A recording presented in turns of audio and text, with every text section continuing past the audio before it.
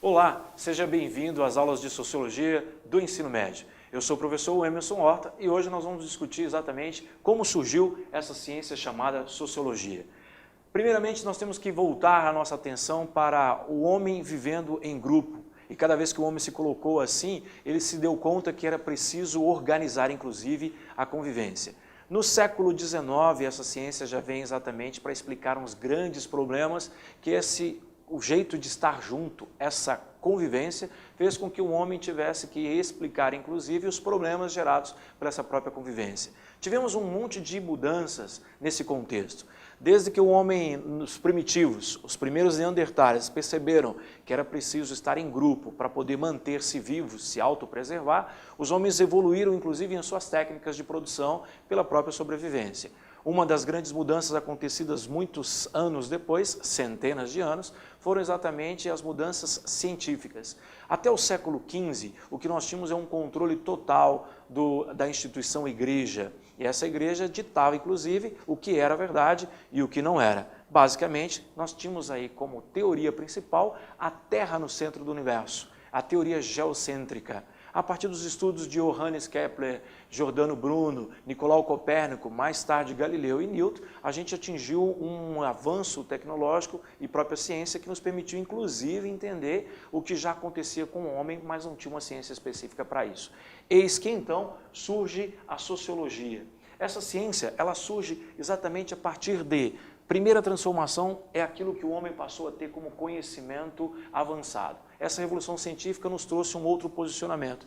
Foi o heliocentrismo. A partir do momento que a Terra não é mais o centro do universo, o homem se sente abandonado. Algumas dessas crises ele vive na própria condição dele enquanto ser no mundo, relacionando com os outros seres. Nessa organização toda, a ciência nos permitiu então perceber que o homem precisava, inclusive, explicar os fenômenos que ele via construindo no seu grupo, na sua convivência.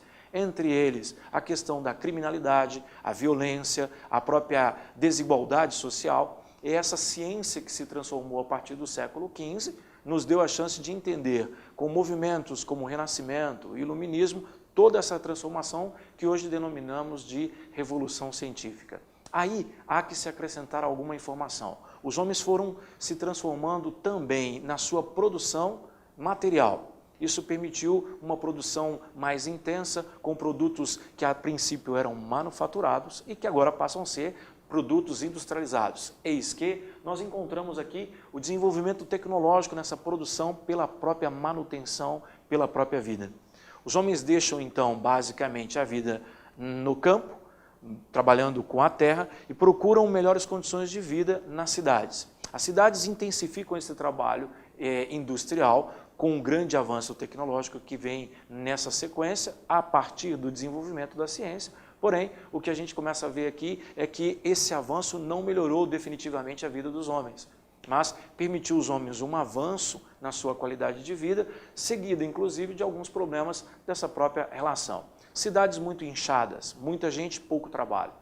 Trabalho infantil, trabalho feminino, muitas horas de trabalho, pouco tempo de descanso, o consumo acabou sendo constituído como sendo uma outra forma de sobreviver. Eis que a gente vê exatamente uma sociedade praticamente doente. Ela vive uma crise, ela precisa resolver esses problemas que até então não havia nem uma forma de explicar. Aí, a partir do século XIX, vem a sociologia com uma expectativa de mostrar para o próprio homem como ele poderia ver o problema e a solução desse problema.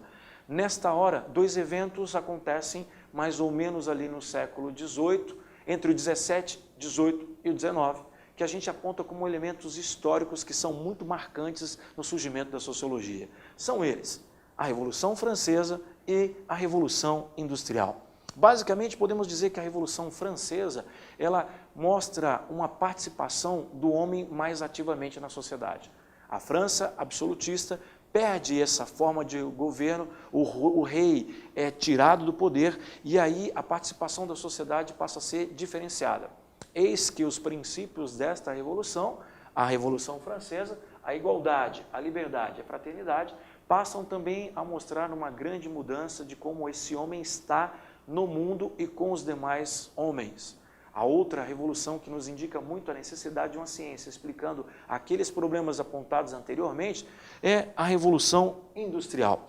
Essa revolução, por sua vez, ela representou exatamente o que a gente pode chamar de mudança na concepção econômica.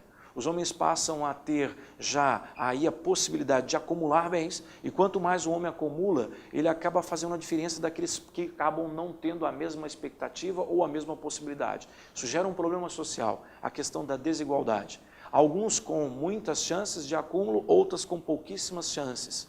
Como o mundo não está mais explicado por uma estrutura religiosa, através da instituição igreja, tudo isso agora serve como base para entender o que a sociedade é enquanto se constitui na própria Constituição, formação do homem nessa relação toda de homens contra homens, dominando outros homens e por esses próprios homens. Na próxima aula nós veremos mais como a gente pode entender esses fenômenos, construindo a ciência significativamente eminente, longe de qualquer outra realidade. Até lá, até uma próxima.